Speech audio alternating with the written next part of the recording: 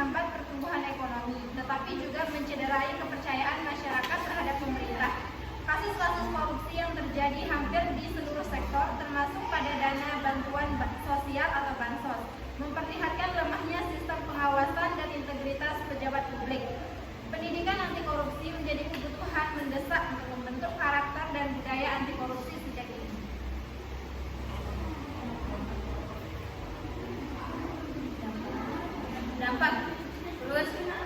Dampak korupsi bansos terhadap masyarakat. Masyarakat miskin kehilangan akses terhadap bantuan penting.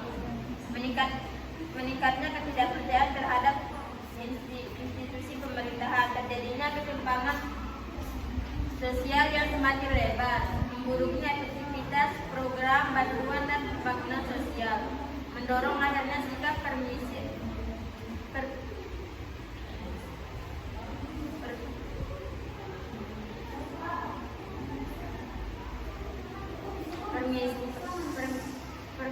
mendorong lahirnya sikap permisif terhadap penyimpangan karena dianggap lumrah.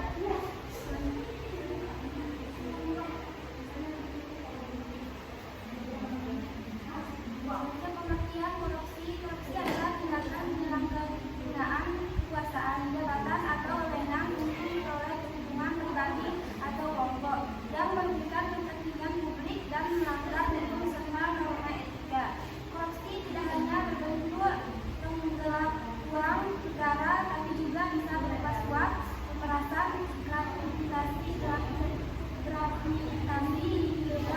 nepotisme, korupsi, serta penyalahgunaan fasilitas dan wewenang publik untuk kepentingan pribadi.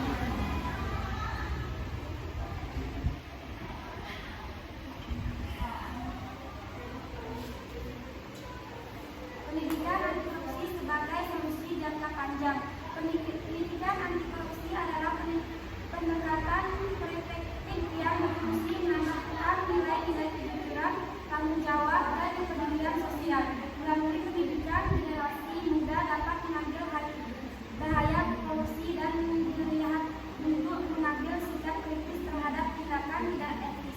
Pendidikan ini perlu diterapkan sejak usia dini melalui kurikulum kegiatan ekstrakurikuler dan budaya sekolah yang mendukung integrasi.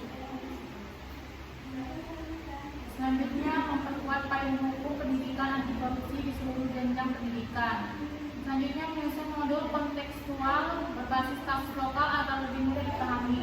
Selanjutnya, meningkatkan pelatihan guru dalam menyampaikan materi anti korupsi. Selanjutnya, melibatkan lembaga pemerintah dan tokoh agama dalam menyuarakan pentingnya integritas. Yang terakhir, mendorong keterbukaan dana bantuan sosial agar masyarakat dapat mengawasi distribusinya. Baik, sekian presentasi dari kelompok kami. Kurang lebihnya kami mohon maaf. Wabillahi taufiq wal hidayah.